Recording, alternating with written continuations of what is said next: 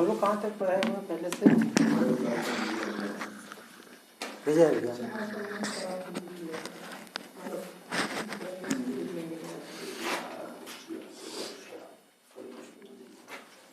चलिए आइए पहले शुरू करते हैं। हमको दो इतिहासकार का नाम बताइए, यूनानी इतिहासकार का।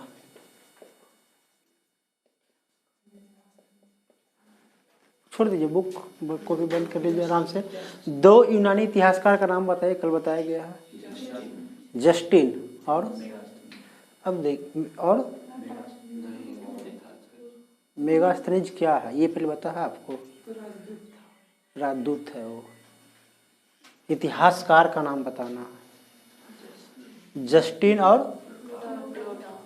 प्लूटार्क। अब देखो बउआ, होता क्या है कि कभी कभी यूनानी इतिहासकार न कहकर प्लूटार्क या जस्टिन भी कह सकता है, तो इसका दोनों का सेंस भी क्या हो जाएगा, यूनानी इतिहासकार। अब कहा गया कि प्लूटार्क कहिए, जस्टिन कहिए या यूनानी इतिहासकार कहिए, उन्होंने चंद्रगुप्त मौर्य के लिए कौन सा शब्द दिया है बउआ? सेंड्रोकोटस। चंद्रगुप्त को क्या कहा है? सेंड्रोकोटस। अब सवाल ये उठता है कि इसमें तो कोई समस्या नहीं होनी चाहिए कि कोई भी पूछे, हर स्थिति में सेंड्रोकोटस आप पकड़ ही लेंगे। अब सवाल ये है कि सेंड्रोकोटस की जो हम बात करते हैं तो यूनानी ग्रंथों में उसका नाम मिला, लेकिन कोई उसको आइडेंटिफाई ही नहीं कर पा रहा था। तो आइडेंटिफाई करने वाला मतलब उसका पहचान करने वाला कि ये चंद्रगुप्त के विषय में कहा गया है, उसका नाम क्या क्या बताया गया वो? William Jones. यहाँ तक तो कोई दिक्कत नहीं है। चंद्रगुप्त के समय आप सीमा भी देख ही चुके हैं। सीमा कहाँ से कहाँ तक है ये सीमा तो आप लगभग देख चुके हैं। इसका क्षेत्र के विषय में तो विस्तृत नहीं जानना है। केवल ये देखिए, ये जो आप देख रहे हैं ये तो पहले से उसको मिला ही था। वो तो प्रथम जो कह रहे हैं, प्रथम इसका क्या कहेंगे, क्या चीज? अरे नहीं रे गधा, ये प्रथम अभियान है। ये प्रथम अभियान, विजय अभियान है। प्रथम विजय अभियान में वो कहाँ जीता बुआ? तो ये पूरे मगध वाला क्षेत्र को पहले जीता। किसके साथ हुआ, कब हुआ, ये तमाम सारी बात आप जान चुके हैं। चलिए, दूसरा इसका जो विजय अभियान है वह किसके खिलाफ हुआ है? यूनानी के खिलाफ। और उसमें उसका रिजल्ट क्या है बुआ? हाँ, रिजल्ट उसका कौन हारा कौन जीता ये तो नहीं पता, लेकिन उसमें क्या हुआ था, वैवाहिक संबंध में रिजल्ट बदल गया और उसके साथ साथ दहेज के रूप में क्या मिला? 4 प्रांत मिला। बहुत अच्छा। मतलब आप कह सकते हैं कि इंडिया का क्षेत्र अब ये ऐसे तक आ गया है। हो गया ना। अब कहा गया कि यहाँ एक देख रहे हैं जम्मू कश्मीर, ये तो आपको हमेशा याद ही रहेगा कि जम्मू कश्मीर का स्थापना कौन करता है बउआ? नहीं, अशोक। कौन करता है? अशोक तो भी आया नहीं है। जम्मू कश्मीर श्रीनगर से एक ही है बउआ, है ना, है ना, वो सब एक ही है, एक ही बेल्ट है। तो कहा गया कि ये क्षेत्र आप छाट के चले गए। देखिए, हम मेरा कहने का सेंस है कि हर राजा के समय उसका क्षेत्र को पहले अवलोकन कीजिए। ये छूटा हुआ है, और कहाँ इसका छूटा हुआ चंद्रगुप्त का? हाँ, ये कलिंग जो उड़ीसा वाला बेल्ट देख रहे हैं थोड़ा सा, ये छूटा हुआ है। और ये जो देख रहे हैं ये वाला थोड़ा सा कर्नाटक वाला बेल्ट छूटा हुआ है। आप कह सकते हैं कि फिर ये तीसरा जो विजय अभियान उसका है, वह तीसरे विजय अभियान मतलब ये दक्षिण का विजय अभियान है, जिसमें ये तमाम सारे बेल्ट को अपने साम्राज्य में मिला लेता है। तो कहा गया कि पहला वाला की चर्चा कहाँ मिलती है, किस पुस्तक में हुआ? पहला वाला जो युद्ध इसका है, विजय अभियान है, इसकी चर्चा कहाँ मिलती है? चंद्रगुप्त का जीतना और धनानंद का राजतरंगिणी इसमें नहीं है बउआ, वो अशोक के समय में आएगा। ठीक है। तो कहा गया कि ये जो प्रथम आप देख रहे हैं विजय अभियान, ये सारी कहानी हम किस पुस्तक का सुना रहे थे? मुद्रा राक्षस का। हो गया। ये दूसरा जो आप देख रहे हैं, ये तमाम सारी बातें हमको कहाँ से मिलता है, किस पुस्तक से? किस पुस्तक से बुआ? मतलब कह सकते हैं कि इसका जो दूसरा अभियान है ये किससे मिलता है? तो इससे भी मुद्रा राक्षस से इसका कुछ बातें मिलता है, और कुछ बातें हमको कहाँ से मिलती है? इंडिका से मिलती है। हो गया ना दूसरा। ये तीसरा जो इसका विजय अभियान है, वह दक्षिण का विजय अभियान, वह किस किस स्रोत से इसको जानकारी मिलता है? स्रोत का नाम बताइए। अभिलेख। कौन सा अभिलेख है वो?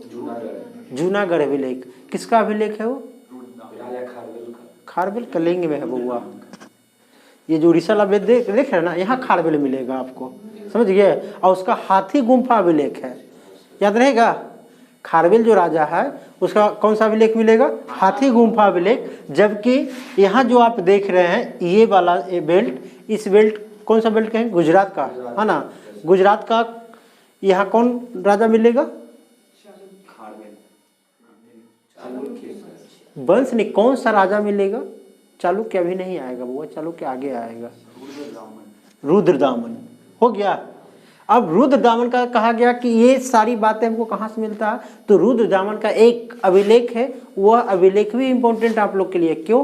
क्योंकि वह संस्कृत का सबसे बड़ा अभिलेख है, ठीक है। तो वह कौन सा अभिलेख है वो? जूनागढ़ अभिलेख।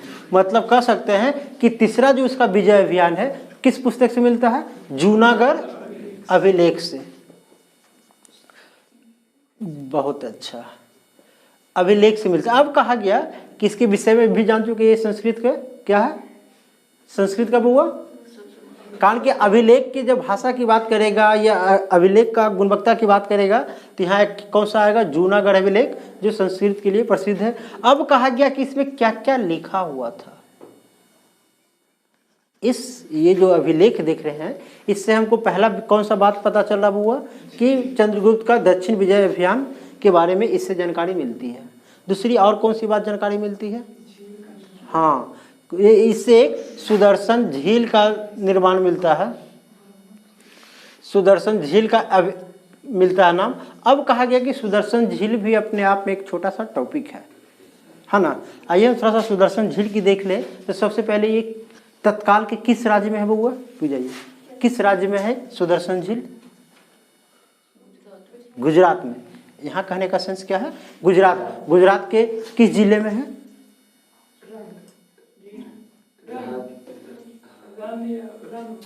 अच्छा ठीक, कौन सा प्रांत में है गुजरात का? सौराष्ट्र प्रांत में। कौन सा प्रांत में है? सौराष्ट्र प्रांत। तो ये सुदर्शन से बात। दूसरी चीजें कहा गया कि ये जो सुदर्शन झील है, तो यहाँ एक इम्पोर्टेंट बात आओ है कि कृत्रिम झील। कृत्रिम झील मतलब समझते हैं? जो मानव के द्वारा बनाया गया है।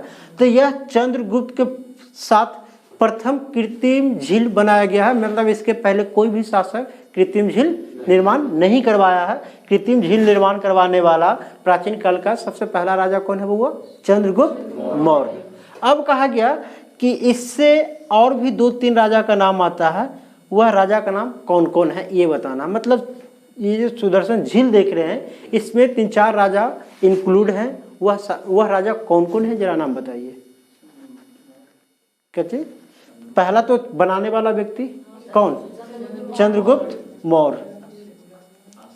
दूसरा बउआ अशोक। अशोक क्या किया था? इसको मरम्मत करवाया था। तीसरा राजा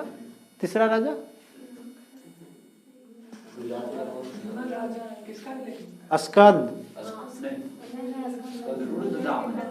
तीसरा राजा खुद रुद्रदामन कह रहा कि हमने इसका रिपेयर करवाया है। हो गया। चलिए अगला राजा कौन है बउआ?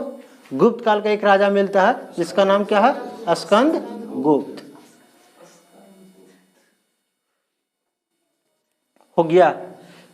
अगर सुदर्शन झील से रिलेटेड कोई भी बात तो आप आराम से पकड़ सकेंगे।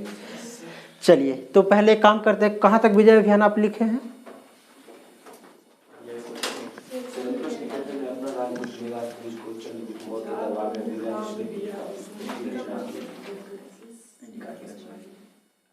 मतलब पहला, दूसरा, तीसरा ये बताइए ना। चौथा भी आप लिख चुके हैं? लिखे हुए कहाँ तक है ये बताइए। मतलब ये दूसरा विजय अभियान ना। ये तीसरा लिख दीजिए। तीसरा लिखिए तो इसका टोटल 4 ही विजय अभियान है बउआ। पहला जो धनानंद के साथ लड़ता है, दूसरा सेल्कोस निकेटर, तीसरा आपका ये हो गया और चौथा आपका पूरे गुने ने। ये तीसरा तो ये ना हुआ बउआ, बुझाते ना। इसको पश्चिमी विजय कहते हैं। ये जो नीचे वाला करेगा ना, ये चौथा विजय इसका आएगा। तो चौथा से कोई खास बात नहीं है, केवल इतना ही जानना है। तो तीसरा विजय इसका लिखिए, तो तीसरा विजय अभियान जो हो, क्या हुआ? नहीं सर, समझ में नहीं आ रहा है। यहाँ पर तो मौर्य काल का विजय मतलब दिलवाया थे। बहुत अच्छा। हाँ, पहला विजय अभियान आप क्या लिखे होंगे?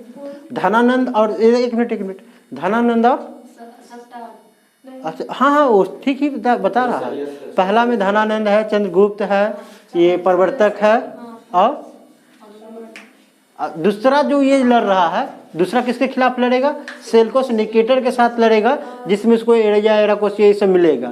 तो लिखा हुआ है दूसरा। हाँ अच्छा, चलिए अब आइए तीसरा। तीसरा में क्या लिखे हुए? बुआ पहले 1 मिनट बोर्ड पर देखिए। पहला इसका विजय अभियान जो है वह धनानंद के साथ होता है, इस बेल्ट को जीतता है, इसके साथ जो भी है। दूसरा इसका जो विजय अभियान है तो वह सेल्कोस निकेटर के साथ होता है, समझ गए। तीसरा जो इसका विजय अभियान होगा यही गुजरात का होगा। हाँ, तो तीसरा लिख दिए। तीसरा को क्या लिखेंगे? पश्चिम विजय अभियान। पश्चिम विजय अभियान तीसरा जो लिखेंगे, पश्चिम विजय अभियान।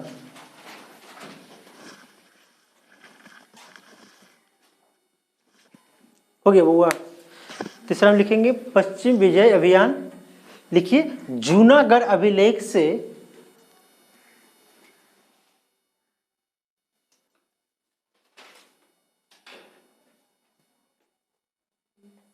जूनागढ़ अभिलेख से जूनागढ़ अभिलेख से यह ज्ञात होता है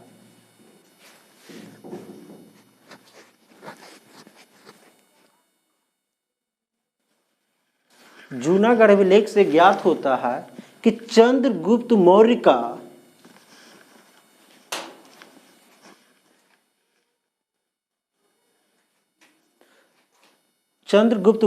साम्राज्य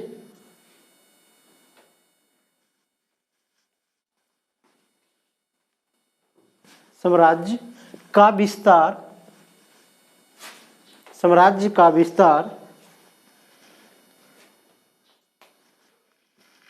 पश्चिम में गुजरात तक था। पश्चिम में गुजरात तक था।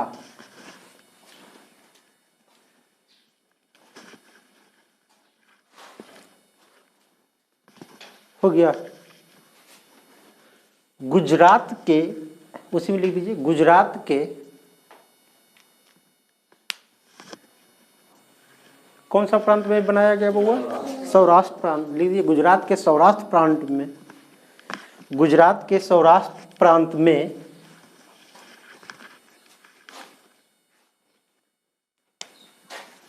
हो गया बुआ। यहाँ इसका कभी कभी गवर्नर का नाम पूछता है, इसका गवर्नर का नाम क्या होगा बुआ? इसका गवर्नर का नाम सिल्कोस कैसे होगा? सिल्कोस तो सेनापति है, चाणक्य नहीं, वो नहीं बन सकता ना। आप बोलिए, चाणक्य तो प्रधानमंत्री। हाँ हाँ, तो इसका नाम है पुष्पगुप्त। पुष्पगुप्त। ये बच्चा कभी गेस ही नहीं कर पाएगा, गुप्त देखेगा उसके दिमाग में गुप्त का समाएगा, इसलिए गुप्त तो हो नहीं सकता, ये बात का गारंटी बच्चा देने लगता है ना। इसलिए उसका लिख दीजिएगा, सौराष्ट्र प्रांत में पुष्पगुप्त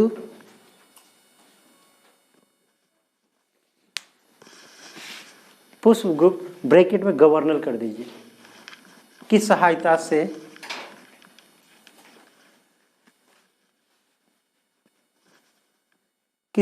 से क्या निर्माण करवाया हुआ? सुदर्शन झील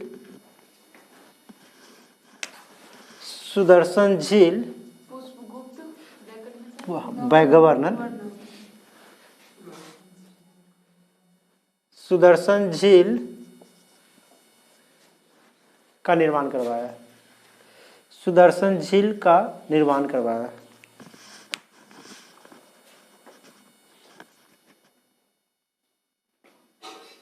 हो गया। चलिए, ये भी हो गया। अब केवल ये दक्षिण विजय बचा हुआ। थोड़ा सा इसमें पहले बात को सुन लीजिए। कहा गया है कि क्या इसके पहले कोई राजा, बउआ यहाँ देखो, चंद्रगुप्त के पहले कोई राजा है जो इस बेल्ट में विजय किया है? और इसके पहले देखो पगलवा है धनानंद, जो ज्यादा सीमा का विस्तार किया है, जो वो भी किया है तो ऊपर की तरफ, नीचे की तरफ नहीं किया है। नीचे की तरफ मतलब कर्नाटक तक के दक्षिणी विजय की अगर बात होगा तो चंद्रगुप्त मौर्य का साम्राज्य ये कर्नाटक तक के वो अपने क्षेत्र में मिला लिया। मतलब आप कह सकते हैं कि दक्षिण विजय करने वाला यह प्राचीन काल का पहला राजा है। हो गया ना? तो लिख दीजिए अगला। हाँ, दक्षिण भारत का विजय अभियान, दक्षिण भारत का विजय अभियान।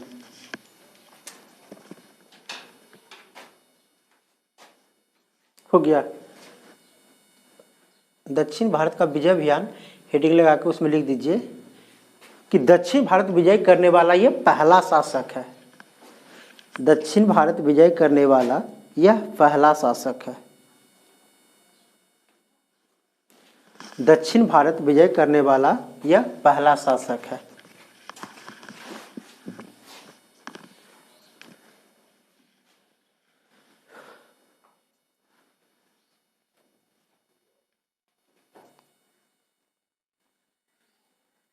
हो गया बुआ? कहाँ तक उसका सीमा का विस्तार है? दक्षिण विस्तार कहाँ तक है? कर्नाटक तक। अगला पॉइंट पे लिख दीजिए, दक्षिण सीमा का विस्तार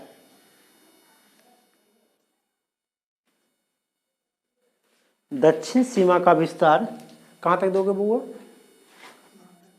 कर्नाटक तक था।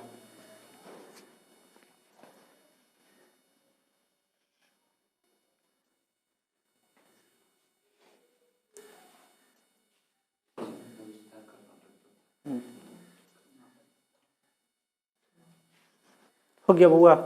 अब देखिए, अब यहाँ तक इसका क्षेत्र आपने देख लिए। अब कहा गया कि चंद्रगुप्त मौर्य पूरे इतने बड़े साम्राज्य को अपने हिसाब से 4 भागों में बांट दिया। मतलब कह सकते हैं 4 प्रांतों का गठन किया। समझ गए?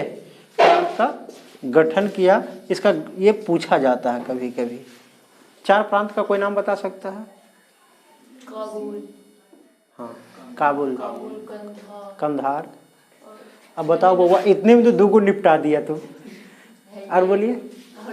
हाँ, तब आइए देख लेते हैं। कहा गया कि ये जो देख रहे हैं, बोलिए इसको कौन प्रांत कहेंगे बउआ? उत्तरा प्रांत। इसको क्या कहा जाएगा? उत्तरा प्रांत। और दूसरा क्या कहेंगे? नीचे जो अगर आ गए तब दक्षिणा प्रांत। और यहाँ जो इस बेल्ट में देखेंगे इसको क्या कहेंगे? पश्चिमा प्रांत या पश्चिम प्रांत। और ये जो देखेंगे मगध वाला बेल्ट में, इसको पूर्वी प्रांत कहेंगे। मतलब इस प्रकार करके पूरे इतने बड़े साम्राज्य को 4 भागों में वह डिवाइड कर दिया। जब आगे देखिए अशोक आएगा, कलिंग को जीतेगा तो उसको एक अलग प्रांत बना देगा। मतलब अशोक के समय कुल कितने प्रांत हो जाएंगे? 5। जब किसके समय कितने प्रांत रहेंगे?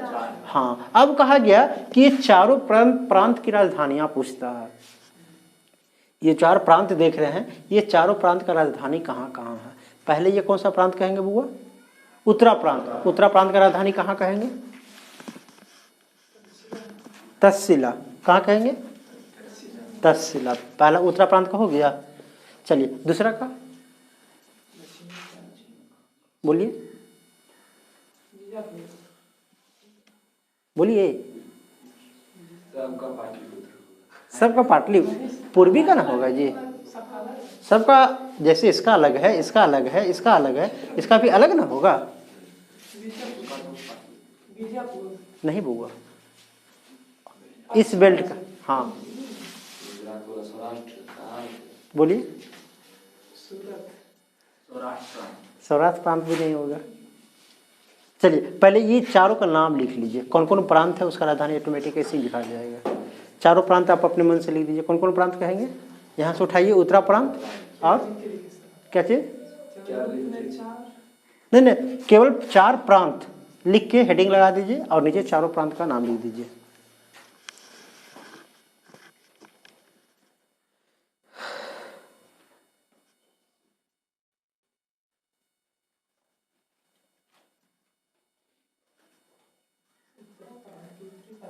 उत्तरा उत्तरी कुछ लिखे नहीं की बात है। उत्तरा प्रांत हो गया। उसके बाद उसके अपोजिट में लिख दिए दक्षिणा प्रांत,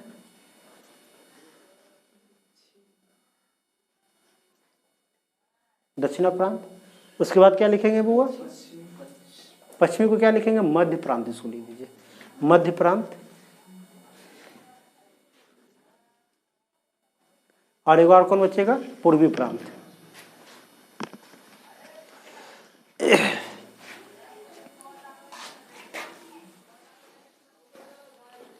बस लिखा गया ना। अब आइए इसको केवल थोड़ा सा ध्यान दे दीजिए, 2 मिनट में कंप्लीट हो जाएगा। यहाँ कौन सा प्रांत रखा गया बउआ? इसकी राजधानी कहाँ कहेंगे? तक्षशिला। हो गया। दूसरा प्रांत की अगर हम बात करें तो यहाँ कौन सा प्रांत आएगा? दक्षिणा प्रांत। दक्षिणा प्रांत ये कौन सा बेल्ट में आएगा बुआ? कर्नाटक में, समझ गए। और इसकी राजधानी कहाँ होगी? स्वर्णगिरी। इसकी राजधानी कहाँ होगा? स्वर्णगिरी। हो गया। चलिए क्या बोला बुआ? स्वर्णगिरी। ये जो दक्षिणा प्रांत देख रहे हैं इसकी राजधानी कहाँ आएगा? स्वर्णगिरी। चलिए, और तीसरा जो मध्य प्रांत देख रहे हैं इसका राजधानी कहाँ देंगे? अवंती में है। कहाँ? अब बोलिए कहाँ देंगे? ये मध्य प्रांत जो आप देख रहे हैं ये अवंती में है, इसकी राजधानी कहाँ देंगे? उज्जैन। चलिए, और ये जो पूर्वी प्रांत देख रहे हैं, पूर्वी प्रांत की राजधानी कहाँ देंगे? पाटलिपुत्र। मतलब देखिए पाटलिपुत्र 2 का राजधानी ना होगा, जैसे दिल्ली, जैसे अभी दिल्ली है, बिहार की भी, सॉरी भारत की भी राजधानी है और दिल्ली की भी राजधानी दिल्ली है। ठीक उसी प्रकार ये मगध की राजधानी भी पाटलिपुत्र और पूर्वी प्रांत का भी राजधानी पाटलिपुत्र। अब आया समझ में? मतलब आप कह सकते हैं कि चंद्रगुप्त के समय में पूरे प्रांत को 4 भागों में बांटा गया है, जबकि अशोक के समय में कितने भाग हुआ? 5। 5वां भाग कौन बनेगा? 5वां कौन बनेगा? कलिंग। कलिंग कलिंग कलिंग कलिंग प्रांत। चलिए ठीक। उसकी राजधानी कहाँ होगा? हाँ, कलिंग की राजधानी कहाँ होगी? बोलिए कहाँ होगा बउआ? तोसली। हो गया। मतलब अशोक के समय जो 5 प्रांत होगा, 5 प्रांत के बारे में हम जान गए। जब वो उस समय आएगा तो आराम से आप लिख सकते हैं। चलिए, हो गया बउआ?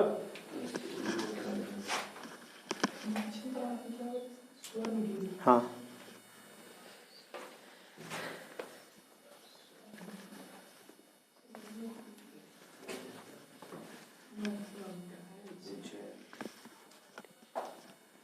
चलिए हो गया। यहाँ तक तो इसका देख लिए। अब कहा गया है कि इसके बाद कौन सा राजा आएगा बउआ? ये लड़की, इसके बाद कौन राजा आएगा? बिंदुसार की कहानी तो आप लोग ऑलरेडी जानते हैं कि वो कैसे जन्म लिया, कैसे बिंदुसार नाम पड़ा। चलिए, अब आइए थोड़ा सा बिंदुसार के समय हम देख ले। बोलो बउआ क्या हुआ? चलिए, अब कहा गया है कि इतना बड़ा साम्राज्य कौन दिया था? चंद्रगुप्त मौर्य। और उसके बाद चंद्रगुप्त मौर्य की मृत्यु कहाँ होती है? तमाम सारी बातें आप जान चुके हैं। अब कहा गया कि उसके बेटा जो बिंदुसार है वह बिंदुसार कोई सीमा में विस्तार नहीं करता है, मतलब कोई लड़ाई नहीं लड़ता है। जबकि ये जो आप देख रहे हैं ये बेल्ट, तक्षशिला वाला बेल्ट, यहाँ क्या हुआ कि बिंदुसार के समय ही, समझ गए, बिंदुसार के समय 2 बार विद्रोह हुआ। विद्रोह मतलब समझते हैं? हाँ, लड़ाई। देखो बउआ क्या है, पूरे की राजधानी कहाँ है? पटना, पाटलिपुत्र। अब कहा गया कि राजा यहाँ रह रहा है और यहाँ तक इसका साम्राज्य है, यहाँ से यहाँ टैक्स आता है। अब राजा दूर होने के कारण क्या कर रहा है कि राजा का जो अधिकारी लोग था उसी को मार पीट के भगा देता कि टैक्स नहीं देंगे। तो कहा गया कि चंद्रगुप्त का 2 बेटा है, सॉरी बिंदुसार का 2 बेटा का नाम यहाँ मिलता है। पहला बेटा का नाम क्या आता है बउआ? अशोक। नहीं, पहला बेटा का नाम आता है सुसीम। पहला बेटा का नाम क्या आता है? दूसरा का क्या नाम आएगा? अशोक। हो गया। अब देखिए ये बड़ा बेटा है, बिंदुसार के बाद कौन राजा बनेगा? सुसीम बनेगा। लेकिन हुआ क्या कि जब बिंदुसार के समय में यहाँ जब तक्षशिला में विद्रोह हुआ तो पहला बार विद्रोह को दबाने के लिए किसे भेजा गया? सुसीम को। बड़ा बेटा सुसीम को भेजा। सुसीम गया, कुछ को पकड़ के लाया, कुछ को लटका दिया, जैसे तैसे करके वहाँ विद्रोह को दबा दिया। फिर सुसीम वहाँ से यहाँ आया, फिर वहाँ विद्रोह शुरू हो गया, मतलब दूसरी बार विद्रोह वहाँ हो गया। तो इस बार क्या होता है कि सुसीम को न भेजकर अशोक को भेजता है और अशोक जाता है, उसको मैनेज करके आ जाता है। समझ गए ना, मतलब मैनेज करने का गुण इसमें पहले से ही है। अब गया तो कभी कभी सिंपल इतना ही पूछा जाएगा कि किस मतलब कह सकते हैं कि तक्षशिला का प्रथम जो विद्रोह हुआ उसको दबाने के लिए किसे भेजा गया, तो पहला किसको भेजा गया बुआ, दूसरा में किसको भेजा गया, अशोक को। अब कहा गया है कि अशोक जो देख रहे हैं ये अवंती का क्या बना हुआ था बुआ, अवंती प्रांत का, अवंती कहाँ है, यहाँ, इसको क्या कहते हैं, नहीं, यहाँ का अगर ये हेड बनता है तो इसको क्या कहेंगे, नहीं गवर्नर नहीं, गवर्नर तो अधिकारी है, क्या चीज, प्रशासक, हाँ तो क्या कहेंगे, प्रशासक। चलिए बहुत अच्छी बात है, इसको प्रांतपति बोलेंगे, ठीक है। चलिए अब कहा गया कि अशोक यहाँ का प्रांतपति बना हुआ था, इसने कोई सीमा का विस्तार नहीं किया। क्या इस साम्राज्य का जो राजा उसका संबंध यूनान से है, यस नो, हाँ क्योंकि बिंदुसार का नानी घर तो वहाँ है ना। बिंदुसार के माता का क्या नाम है, कभी कभी आता है पूछने, पूछा जाता है, ऐसा नहीं होगा, बोलिए। बिंदु सिर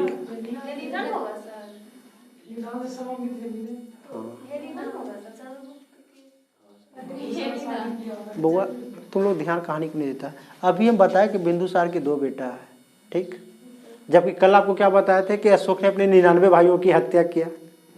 इसका मतलब और भी भाई है जो हाईलाइटेड नहीं है। चंद्रगुप्त उस समय बहुपत्नी का प्रचलन था, हो सकता है चंद्रगुप्त और भी विवाह किया होगा, और क्या ही है, इसकी माता का नाम है दुर्धरा, समझ गए। अब बिंदुसार वही दुर्धरा की बेटी है, सॉरी बेटा है, समझ गए। ऐसे एक पत्नी है, उसका और क्या नाम मिलता है, हेलिना। जो यहाँ के सेल्कोस निकेटर की बेटी है उसका नाम हेलना, लेकिन इसकी माता का नाम हेलना नहीं है, इसकी माता का नाम क्या बताया जा रहा है, दुर्धरा। अब देखिए कहा गया कि इसका यूनान से बहुत अच्छा खासा संबंध है, ननिहाल वाला संबंध रहा था। अब इसलिए क्या यूनान से राजदूत आने का प्रचलन लगा हुआ है। पहले कभी कोई राजदूत आया है यहाँ, कैसे आया सर, कब आया है, मेगास्थनीज, मतलब कह सकते हैं कि चंद्रगुप्त के समय ही यूनानी लोग यहाँ आ रहा। उसी वही बात को फिर से दोहराते हुए बिंदुसार के समय में भी कहा जाता है 2 राज्य, 2 प्रांत की बात कहा जा रहा है, सीरिया, समझ गए, और एक क्या कहेंगे, मिस्र के, मतलब ये 2 जगह से यहाँ हमेशा राजदूत आते रहते हैं। अब कहा गया कि सीरिया के राजा, सीरिया का राजा का नाम क्या है बुआ, सीरिया का राजा का नाम बताइए क्या है, नहीं पता, चलिए छोड़, ठीक। ये बता दिए बिंदुसार को यूनानी ग्रंथ में क्या कहा गया, बिंदुसार को यूनानी ग्रंथ में क्या कहा गया था, कल भी हम बात किए हैं, नहीं ध्यान आया। देखिए इसका भारतीय नाम अगर हम बात करें तो इसका नाम है अमित घात, समझ गए, इसका नाम क्या है, अमित घात। अमित घात का सेंस अर्थ क्या होता है, शत्रुओं को नाश करने वाला। अब वही नाम के आधार पर यूनानी इतिहासकारों ने इनको क्या कहा बुआ,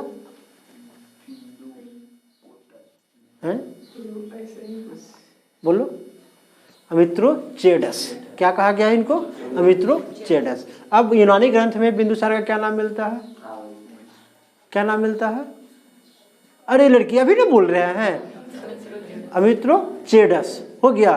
किसका नाम बताया गया बुआ, बिंदुसार का। अब कहा गया कि आइए हम अगर सीरिया की बात करें तो सीरिया का राजा कौन है बुआ, कभी कोई नाम सुना है, नहीं, एंटीओकस,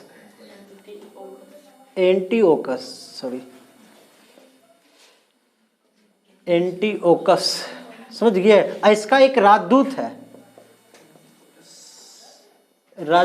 उसका राजदूत का नाम क्या है बुआ, डाइमेकस। अब कहानी को समझिए, कुछ नहीं, कहा गया कि एक सीरिया का राजा है एंटीओकस और उसका राजदूत कौन है बुआ, डाइमेकस। अब कहा गया कि इसके समय, बिंदुसार के समय, ये राजदूत जो है यह भारत आता है, समझ गए। लेकिन आने के पूर्व आने के पूर्व सीरिया के राजा से 3 चीजों का डिमांड करता है। कौन कौन करता है? नहीं वो बिंदुसार करता है बउआ। सीरिया के राजा से बोल रहा है कि अगर आप अपने राजदूत को भेज ही रहे हैं तो हमको 3 चीजें दीजिए, इसके बदले में आप जितना पैसा लीजिए सब देंगे, लेकिन हमको 3 चीजें चाहिए। वो 3 चीजें कभी कभी आपसे पूछा जाएगा कि निम्न में से कौन सी वस्तु बिंदुसार के द्वारा सीरिया के राजा से मांगा गया था। आई बात समझ में? तो 3 वस्तुओं की अगर बात करें तो पहला कौन सा वस्तु कहेंगे बउआ? बोलिए, नहीं सुने हैं? कहा गया कि अभी भी सुने होंगे एक फल अंजीर। बिंदुसार कहता है कि हमारे यहाँ का जो राज्य वैद्य हैं बिंदुसार अंजीर के विषय में बहुत लाभ बताते हैं, तो वह फल हम खाकर देखना चाहते हैं कि वह कितने लाभप्रद है। मतलब पहला चीज क्या डिमांड करता है? सूखी अंजीर, सूखी अंजीर। दूसरी चीज कहा गया, ए लड़की ध्यान से सुनो, फिर बाद में नहीं पकड़ पाएगा इसको। दूसरा चीज क्या मांगा गया था? बोलिए, विदेशी शराब। क्या मांगा गया था? विदेशी शराब। तीसरी बात क्या मांगा गया था बउआ? तो मांगा गया था दार्शनिक। बोला कि भाई एक ऐसा दार्शनिक हमको दीजिए, उससे हम जो भी प्रश्न करें उसका सबका वह उत्तर दे। मतलब कह सकते हैं कि बिंदुसार के द्वारा सीरिया के राजा से कौन कौन वस्तु मांगा गया था बउआ? सूखी अंजीर, विदेशी शराब और दार्शनिक। क्या उस समय भारत में विदेशी शराब हुआ करता होगा? नहीं। उस समय पौधे से निकलने वाला क्या है बउआ? सोमरस वगैरह मिलता था। लेकिन उस समय भी सीरिया में विदेशी शराब बन रहा था, समझ गए? तो कहा गया कि बिंदुसार के द्वारा 3 चीजें डिमांड किया जाता है। किससे? सीरिया की राजा से। कौन कौन? अब कौन कौन चीज इसको मिला बउआ? क्या तीनों चीज मिल गया होगा? आइडिया लगाइए। हाँ, कहा कि जितना अंजीर लेना है लीजिए, जितना शराब पीना है पीजिए, लेकिन हमारे देश में विद्वानों को बेचने की शैली या परंपरा नहीं है, इसलिए दार्शनिक नहीं मिलेगा। बाकी 2 चीजें उसको मिला। अब क्या क्या डिमांड किया, क्या क्या मिला, ये बातें आप समझ गए होंगे। हो गया? चलिए, अब यहाँ एक राजा और मिलते हैं। कौन? पहले इसको आइए नोट कर लेते हैं क्या क्या डिमांड किए इसको।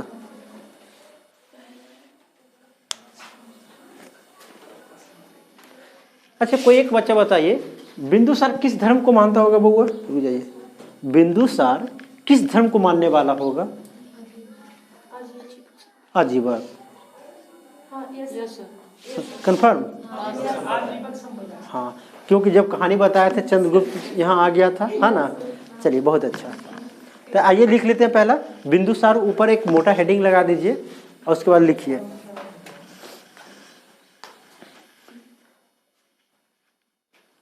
यूनानी। पहला पॉइंट लिखिए, यूनानी ग्रंथ में से क्या कहा गया बउआ? यूनानी ग्रंथ में से क्या कहा गया है? अमित्रोचेडस।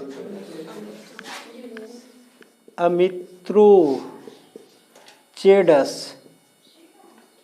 हो गया, अमित्रोचेडस लिखे बुआ। यूनानी ग्रंथ में क्या लिखे? यूनानी ग्रंथ में अमित्रोचेडस कहा गया है।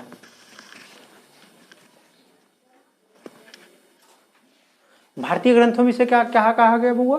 भारतीय ग्रंथों में अमित घात लिख दीजिए। भारतीय अगला पॉइंट, भारतीय ग्रंथ में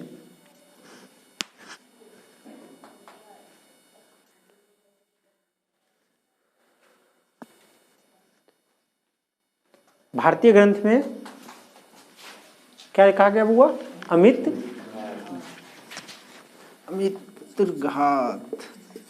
अमित्रघात हो गया बुआ।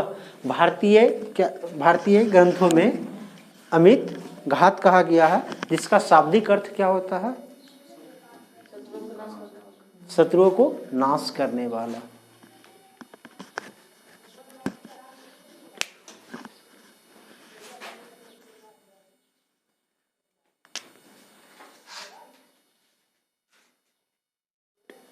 हो गया बुआ।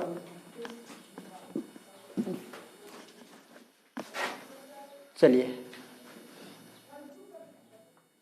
और इसके बाद क्या बताया गया था वो सुसीम के विषय में? हाँ लिख दीजिए। तक्षशिला का प्रथम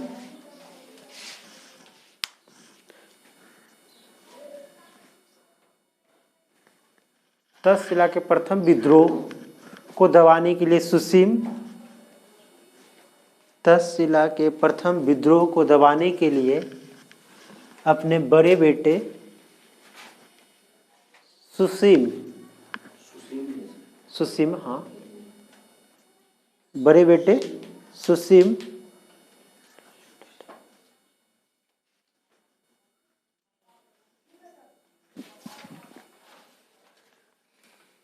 क्या लिखा वो?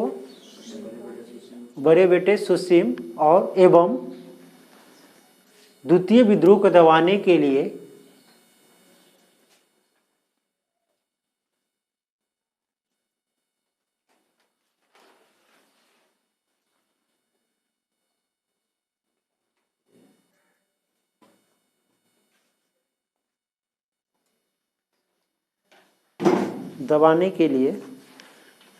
अशोक को भेजा।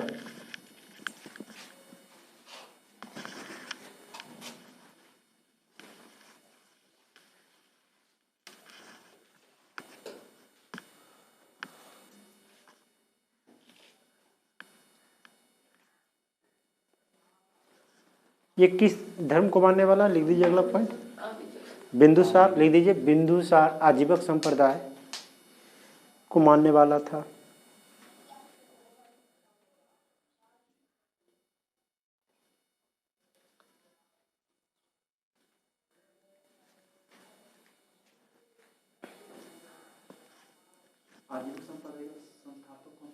कौन है? गोसाल की 30 गोसाल। चलिए हो गया वो क्या बोला बुआ? दबाने भेजा हो गया, कहानी खत्म। अगला पॉइंट उसका क्या लिखेंगे? बिंदुसार लिखा है ना, बिंदुसार वाला। बिंदुसार आजीवक संप्रदाय को मानने वाला था। चलिए अगला पॉइंट लिख दीजिए। सीरिया के राजा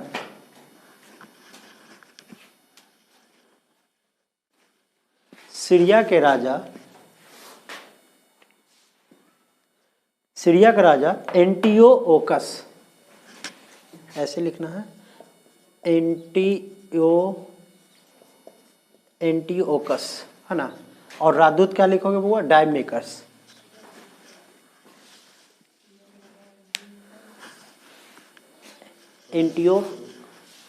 एंटियोकस हो गया।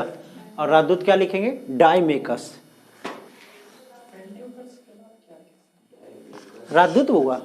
सीरिया के राजा एंटियोकस एवं राजदूत डायमेकस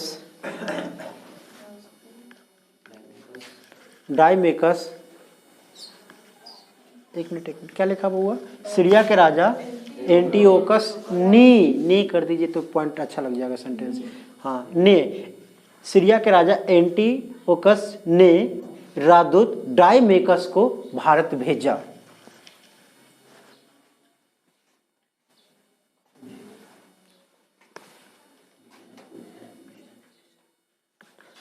हो गया। अगला पॉइंट लिखिए।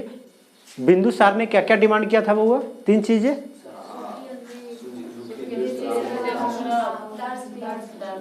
चलिए लिखिए।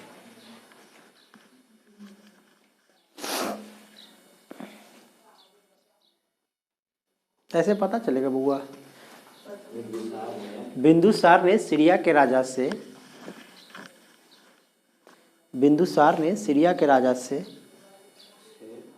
3 वस्तु का डिमांड किया। सीरिया के राजा से 3 वस्तुएं मांगा।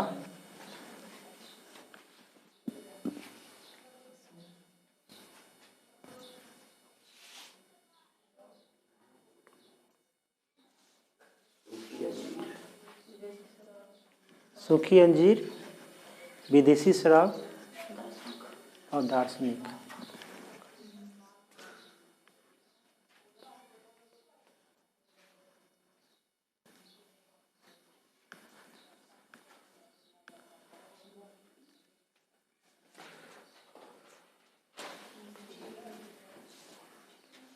हो गया बउआ। चलिए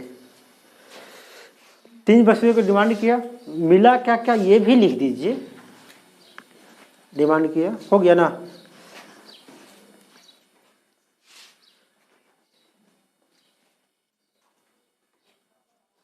लिखा बउआ, क्या क्या मिला ये लिखिए। हाँ लिख दीजिए, सूखी अंजीर एवं विदेशी शराब मिला जबकि दार्शनिक नहीं मिला।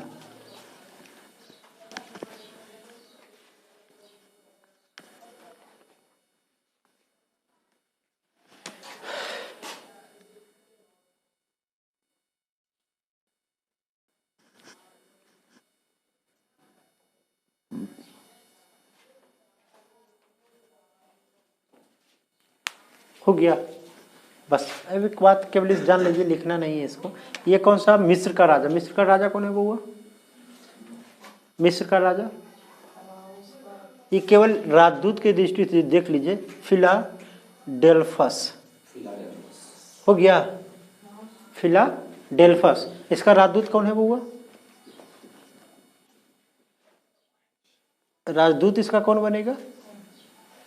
डायोनिसस। डायोनिसस। पहले केवल देखिए क्या है, ये आपसे केवल इतना ही पूछा जाएगा कि डायोनिसस किसका राजदूत था, या फिर ये कभी कभी पूछ देगा कि फिलाडेल्फस ने अपने राजदूत को निम्न में से किसके दरबार में भेजा, ये किसके शासनकाल में हुआ आया। तो ये कहा गया कि अगर मिस्र का बात हो या यहाँ का सीरिया की अगर बात हो, ये सभी किसके दरबार में आएगा बउआ? बिंदुसार के दरबार में। आप लोग बताइए कि बिंदुसार की मृत्यु कब हुआ? 328 ईस्वी। 328 ना, 305। अच्छा 305 ईस्वी। 398 200। अब बोलिए, आपको ऑलरेडी पता, थोड़ा सा सोचते नहीं है ना। बिंदुसार की मृत्यु अगर 298 में होता है तो बिंदुसार का बेटा कौन है बउआ? बिंदुसार का बेटा कौन है? अशोक। अपने उत्तराधिकार का लड़ाई कितने साल लड़ता है वो? उतना उत्तराधिकार की लड़ाई कितने साल लड़ता है? 4 वर्ष। गुड। वह शासक कब बनता है? अशोक राजा कब बनता है?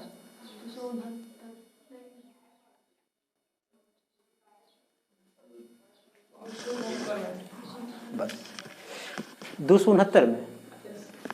अब बउआ बताओ कि 269 में अगर 4 साल लड़ने के बाद 269 में वह राजा बनता तो 4 साल पहले ही ना उसका पिता मरा होगा।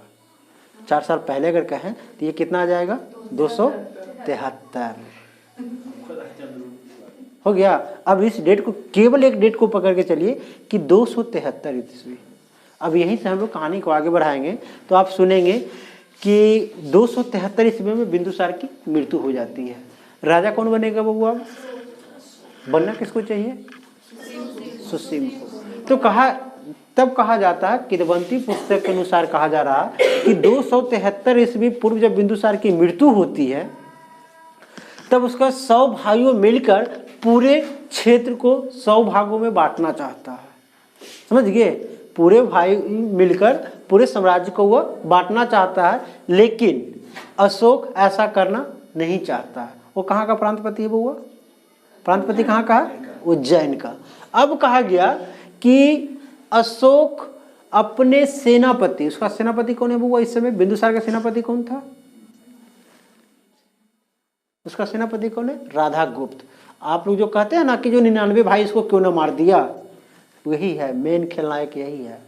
बिंदुसार का सेनापति है कौन? राधागुप्त। और राधागुप्त का झुकाव अशोक की तरफ है। इसका इच्छा है कि अशोक ही बने।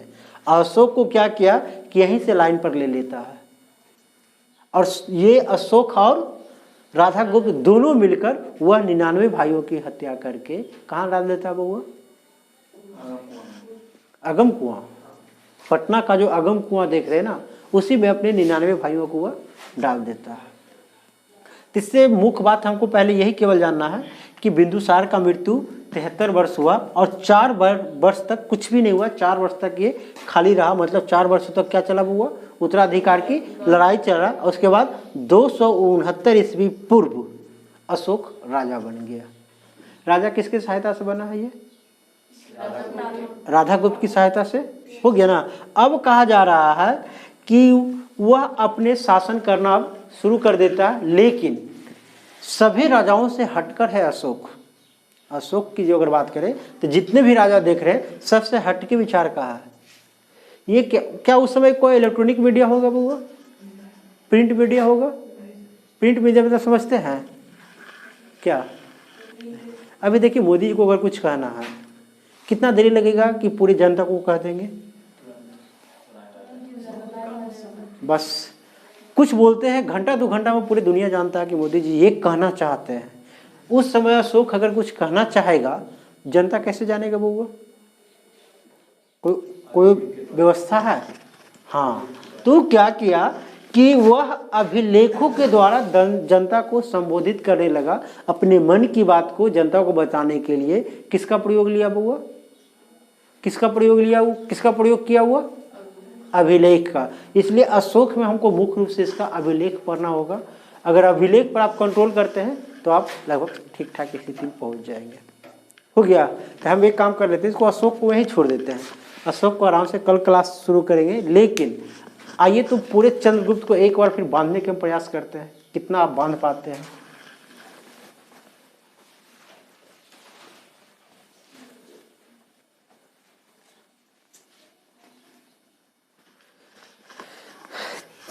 पहले डेट लेके चले,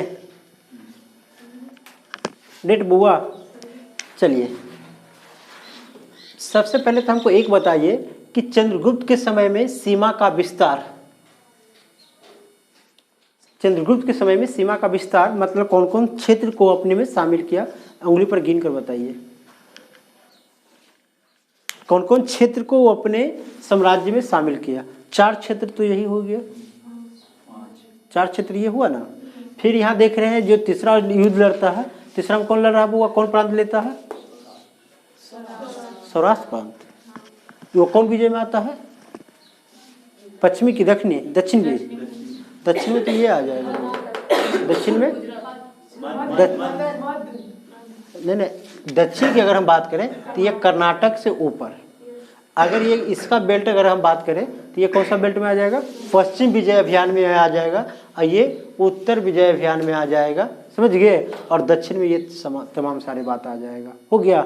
अब कहा गया कि हमको ये बताइए कि चंद्रगुप्त मौर्य के समय कौन कौन उनके सहायक थे? पहले युद्ध जो लड़ता है, पहला युद्ध में कौन कौन उसके सहायक हैं? सहायक के नाम बताइए। चाणक्य पहला,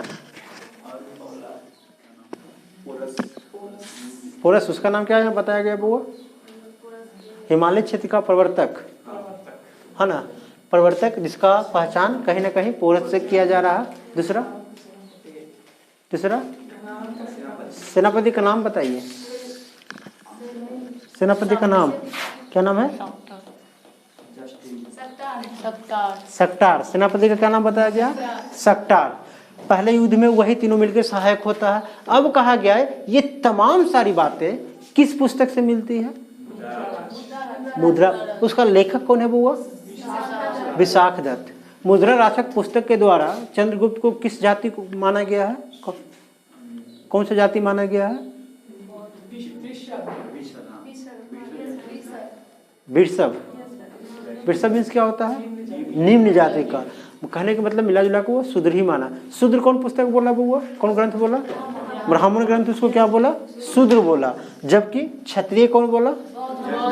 बौद्ध और जैन धर्म। चलिए अगला पुस्तक कौन सा है वो इससे रिलेटेड आता है? इंडिका। चलिए अब इंडिका को लिखने वाला कौन है वो? मेगास्थनीज। मेगास्थनीज ने उसके राजप्रसाद को क्या कहा? मेगास्थनीज ने राजप्रसाद को क्या कहा?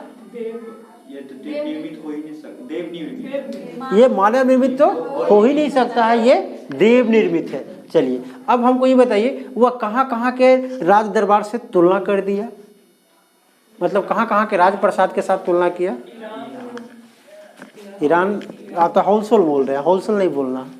दो राजा का नाम हम बताए थे, 2 राजा के नाम बताए थे, जिसके भवन से भी या जिसके राजप्रसाद से बड़ा राजप्रसाद है, ऐसा उन्होंने इंडिका में लिखा। तो वह राजा कौन है? वह राजा कौन है? कौन राजा है वो? सूसा का राजा। कहाँ का राजा? सूसा का। और दूसरा एकवटाना का राजा। कहा गया कि सूसा का राजभवन और एकवटाना के राजभवन से यह बहुत बड़ा और अच्छा देखा गया। एक चीज कल्पना करके बताइए, ये जो राजभवन है क्या चीज का बना हुआ होगा? ऑप्शन दे। सबसे पहले दे देते हैं पत्थर का, दूसरा सोना का, तीसरा क्या दे? अच्छा तीसरा देते हैं लकड़ी का, चौथा दे दे सॉरी लकड़ी का, और चौथा दे देते हैं पक्की ईंट का। बोलो बोलो, आइडिया लगाइए। हाँ, लड़का का कहना कि पत्थर। अगर बउआ क्या पटना में भी देखने को मिलता है? Yes no? नहीं। मतलब है अगर पत्थर का होता तो आज तक होना चाहिए था, लेकिन क्या इसका कुछ अवशेष मिलता है देखने को? अभी पटना में मिलता है? नहीं, अरे वो तो मॉडर्न की बात है। पटना में कहा गया कि कुम्हरार और ये जो अगम कुआं वाला बेल्ट दिख रहे हैं, यही इनका आवास भवन था, आवास रहने वाला आवास, और उसमें पत्थर के पिलर एवं लकड़ी के प्रयोग किए गए थे, इसलिए भवन वह जल्दी नष्ट हो गया। लेकिन पत्थर का पिलर कहीं ना कहीं कुछ कुछ देखने को मिला। आई बात समझ में? अगर लकड़ी का सॉरी पत्थर का होता तो आज भी देखा जा सकता था। ज्यादा मात्रा लकड़ी है, पत्थर बहुत कम देखने को मिल रहा है। आंसर लकड़ी दीजिए ना। नहीं, अगर ये अगर रहेगा तो दोनों हो जाएगा फिर, समझ गए? ये केवल ऐसा है कि सोचिए उस समय की क्या पहुंचता रही होगी। अब ऐसा नहीं कि लोग सोना तक पहुंच गया है तो बोलेगा सबसे ज्यादा क्या रहा होगा, तो सोना। देखिए ना भाई, हड़प्पा को कांस्य युगीन कहा जाता है, हड़प्पा को कांस्य युगीन कहा जाता है। बताइए उस समय सर्वाधिक वस्तुएं मिली होगी, कांसा का, तांबा का, पत्थर का, लकड़ी का। कांस्य युगीन है तो फिर क्या? हाँ कांसा होगा। नहीं, जैसे आज देखिए अभी हम लोग सोना तक पहुंचे हुए हैं, आपके यहाँ सर्वाधिक वस्तु सोने की मिलेगा? नहीं मिल रहा है। हाँ, तो वही बात वहाँ भी है कि लोग कांसा का खोज तो कर लिया, कांसा तक पहुँच तो गया है, लेकिन सर्वाधिक वस्तु किसका मिलेगा? पत्थर का। हो गया। चलिए अब इसके बाद अगला राजा इसका कौन बना? वो हुआ चंद्रगुप्त के बाद बिंदुसार। हमको केवल ये बता दीजिए इसकी मृत्यु जो होती है चंद्रगुप्त का कहाँ होता है?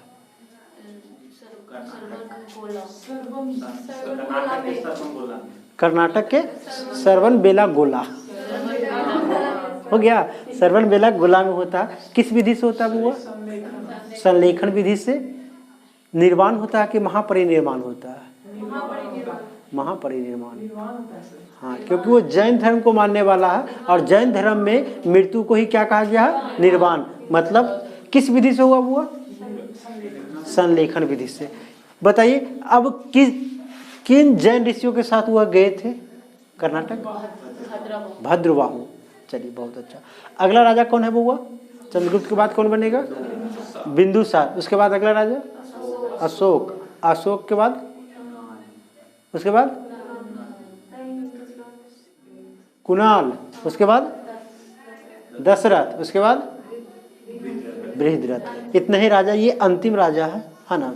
इतने ही राजा के बारे में हम पढ़े, बहुत कंप्लीट हो गया बउआ। यहाँ तक हो गया।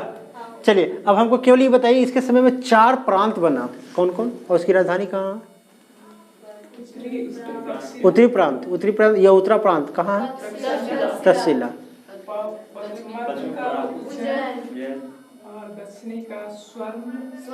स्वर्णगिरी और हाँ। अच्छा एक चीज बताइए हमको, जीटी रोड का नाम सुने हैं कभी? इसका निर्माण किसने करवाया? शेरशाह सूरी। बहुत अच्छा। ये कहाँ से, जीटी रोड नहीं जानते हैं? पढ़ लेंगे, बुझाइए जीटी। अब कल्पना करके देखिए, बहुत सारा किताब यही कहेगा कि जीटी रोड का निर्माण किसने करवाया? शेरशाह सूरी ने करवाया। अब यहाँ तक तो बहुत सुनने में तो अच्छा लगा, लेकिन हमको ये बताइए इसकी लंबाई कितनी है बउआ? कहाँ से कहाँ तक है?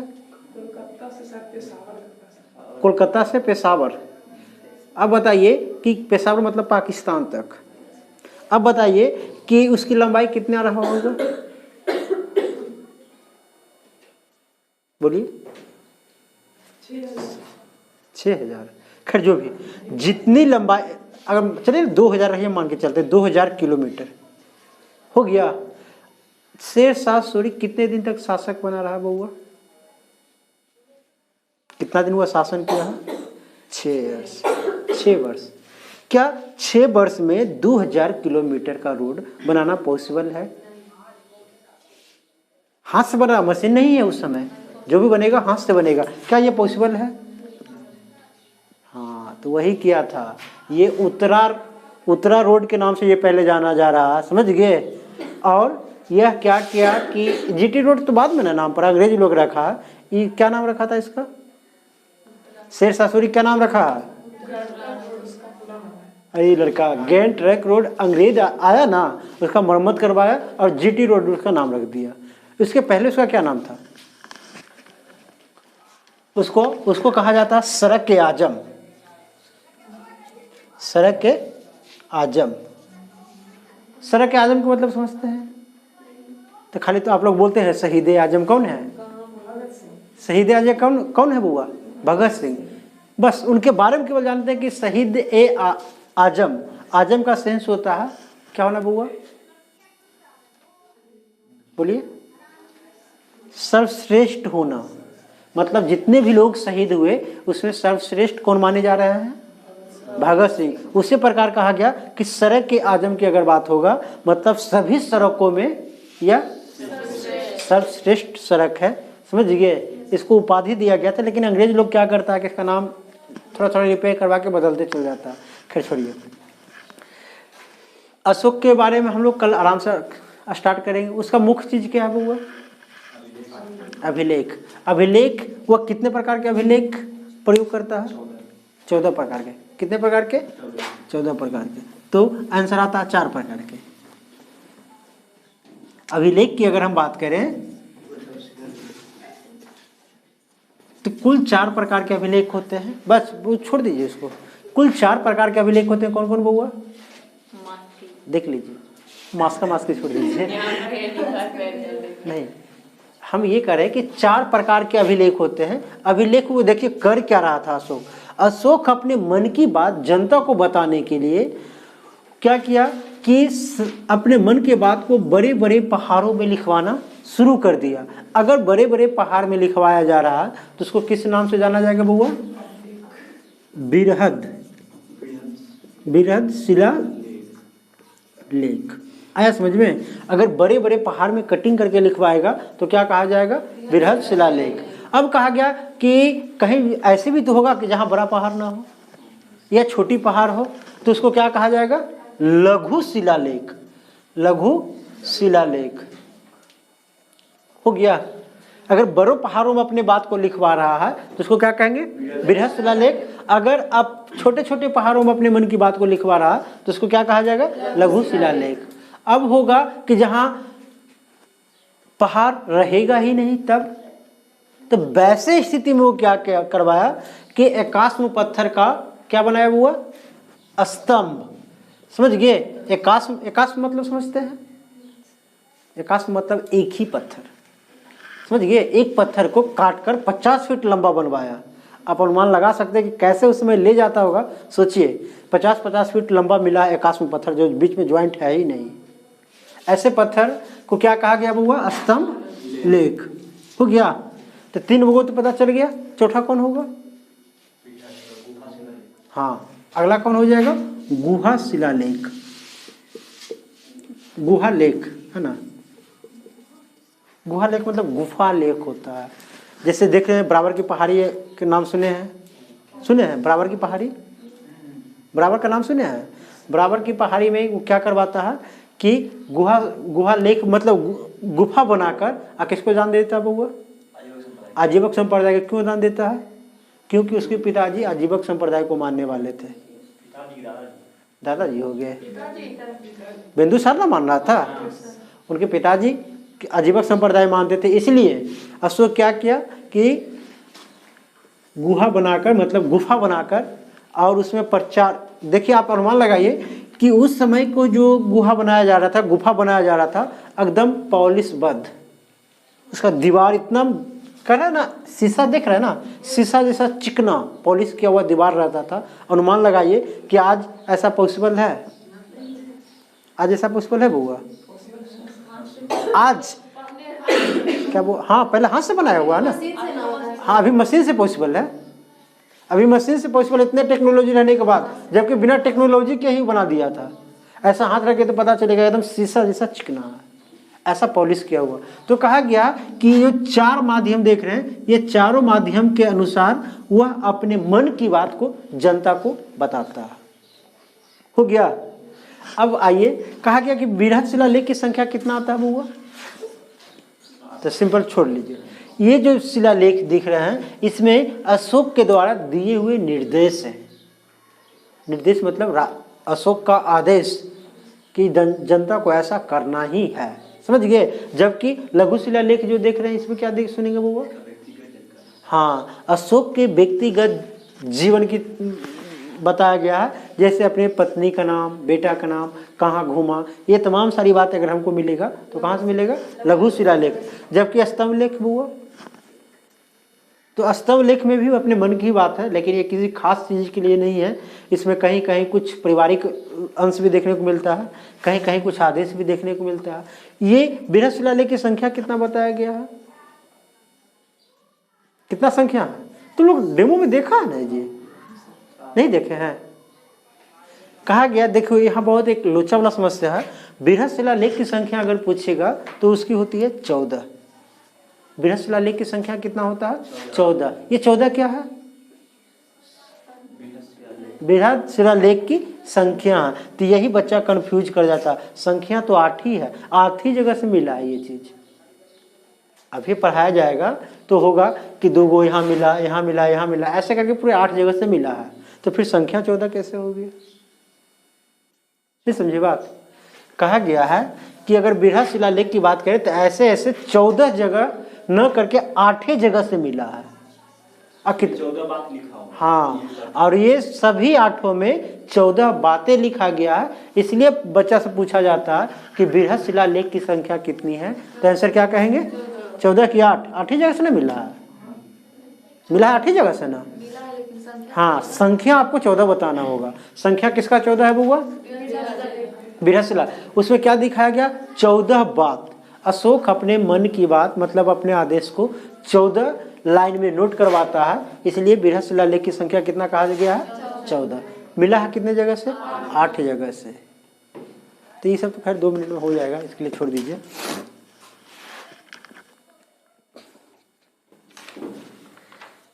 पीछे का कुछ है बउआ? पीछे का कुछ बच रहा है कि सब खत्म?